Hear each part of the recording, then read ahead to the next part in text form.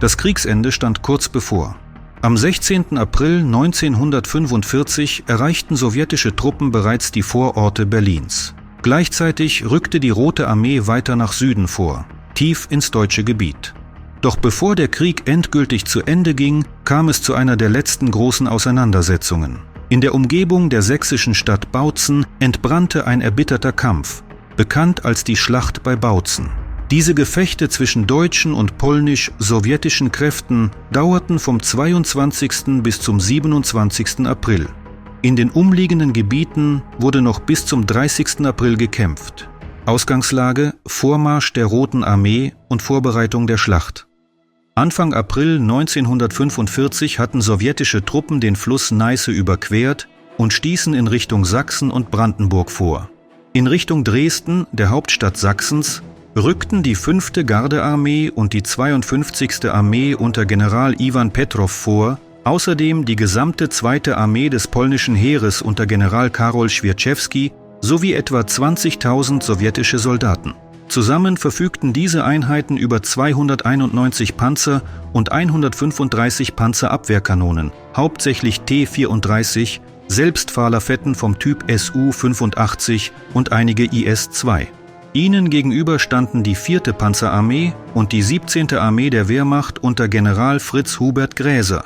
Die Reste kampferprobter Divisionen umfassten, darunter die 20. und 21. Panzerdivision, die 1. Panzerdivision, die Division Hermann Göring, die Panzergrenadierdivision Brandenburg sowie Teile der 17. und 72. Infanteriedivision. Insgesamt zählten sie etwa 50.000 Soldaten, rund 300 Panzer und 620 Artilleriegeschütze. Mitte April setzte der 1. ukrainische Front unter Marschall Iwan Konew den Vormarsch auf Berlin fort. Ihm unterstand auch die 2. polnische Armee, die beauftragt war, in Sachsen vorzurücken und vorhandene deutsche Widerstandsnester gemeinsam mit sowjetischen Truppen zu zerschlagen. Das polnisch-sowjetische Vordringen und erste Gefechte.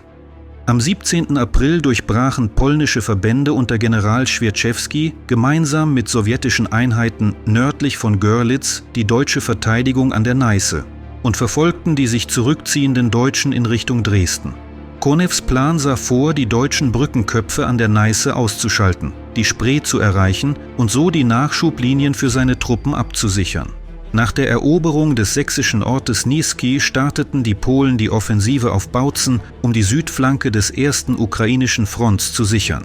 Gleichzeitig rückten sowjetische Einheiten am 20. April in Bautzen ein, um die Gegend zu befestigen und einen möglichen Angriff der Deutschen auf die südlichen Verbindungen zu unterbinden.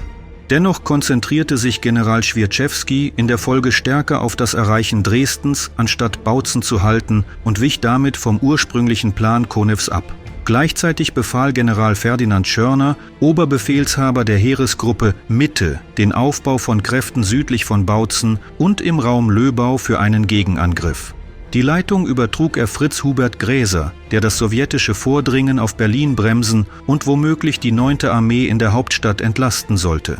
Das deutsche Gegenoffensive. Durch Schwierczewskis Entscheidung, seine Verbände auf einer rund 50 Kilometer breiten Front in Richtung Dresden einzusetzen, entstanden zwischen polnischen und sowjetischen Einheiten Lücken. Dies nutzten die deutschen Truppen unter Gräser am 21. April zu einem raschen Vorstoß, wobei die 20. Panzerdivision zunächst in Reserve blieb. Zu dieser Zeit waren die polnisch-sowjetischen Kräfte in 4 Abschnitte eingeteilt. 8. und 9. polnische Infanteriedivision sowie der 1. Korps der 52. sowjetischen Armee als Vorhut in Richtung Dresden. Dahinter folgten die 5. polnische Infanteriedivision und die 16. polnische Panzerbrigade. Die 7. und 10. polnische Infanteriedivision blieben zur Sicherung des Neiße-Abschnitts zurück. Der Hauptschlag der Deutschen traf den Raum südlich von Bautzen, wo mehrere polnische und sowjetische Kontingente aufeinander stießen.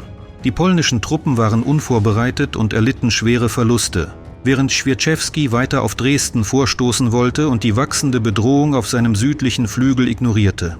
Am 22. April wurden die 5. Infanteriedivision und die 16. Panzerbrigade der Polen faktisch aufgerieben, mit Verlusten von bis zu 90%.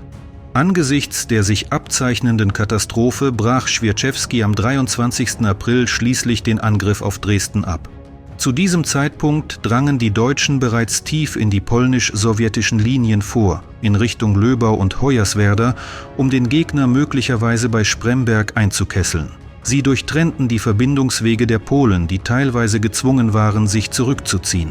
Świerczewski beorderte den 1. sowjetischen Korps und die 8. polnische Division, um die entstandene Lücke zu schließen, wodurch die 9. polnische Division bei Dresden fast allein zurückblieb. Als General Iwan Petrow, auf Befehl Konews, von der Lage erfuhr, entband er Świerczewski vom unmittelbaren Kommando und entsandte Verstärkung aus dem 4. Armeekorps des 1. ukrainischen Fronts, um einen weiteren deutschen Durchbruch nach Norden zu verhindern. Stadtkämpfe und Abflauen der deutschen Offensive. Am 24. April mussten die Deutschen ihr weiteres Vordringen nach Norden einstellen, nicht zuletzt wegen heftigen Widerstands polnisch-sowjetischer Truppen und eines akuten Treibstoffmangels. Dennoch gelang ihnen am selben Tag, Bautzen nach schweren Straßenkämpfen wieder in ihre Hand zu bringen. Zu diesem Zeitpunkt aber schwächte sich die Offensive schon merklich ab. Am 25. April zog sich die 9. polnische Division mit hohen Verlusten zurück, während die 7. und 10. polnische Infanteriedivision sich neu formierten, eine Verteidigungslinie bildeten und weitere deutsche Angriffe zum Stillstand brachten. Die Verluste waren für alle Seiten gravierend. Besonders stark betroffen war die 2. polnische Armee, deren Ausfälle etwa 22% ihres Personals betrafen.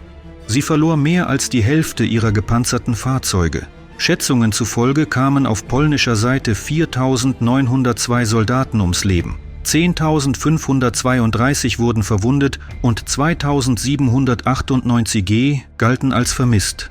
Die Sowjetarmee verlor zudem 3.500 Mann und 81 Panzer. Die deutschen Verluste werden auf rund 6.500 Tote, Verwundete und Gefangene geschätzt. Außerdem kamen etwa 350 Zivilisten in Bautzen um, das im Verlauf der Kämpfe fast vollständig zerstört wurde. Obwohl die deutsche Gegenoffensive weder die Verbindungswege des 1. ukrainischen Fronts kappen noch den Kriegsverlauf verändern konnte, gelang es den Deutschen kurzfristig, Bautzen zurückzuerobern und die polnischen Verbände zeitweise zu binden. Das Gebiet um Bautzen blieb für einige Tage in deutscher Hand. Und Dresden fiel der Roten Armee erst am 8. Mai 1945, 6 Tage nach dem Fall Berlins. Trotz dieses lokalen Erfolgs des Heeres konnte die Schlacht bei Bautzen den unausweichlichen Untergang des Dritten Reiches nicht aufhalten, gilt jedoch als eines der letzten taktischen Erfolge der Wehrmacht. General Karol Świerczewski wurde später zum Marschall Polens ernannt und als Held gefeiert. Das kommunistische Regime in Polen sprach von einem teuer erkauften Sieg, schwieg aber über die hohen polnischen Verluste. Nach dem Zusammenbruch dieses Regimes 1991 wurde Świerczewskis Rolle in der polnischen Geschichtsschreibung kritischer betrachtet und auf seine taktischen Fehler im Verlauf dieser Schlacht hingewiesen.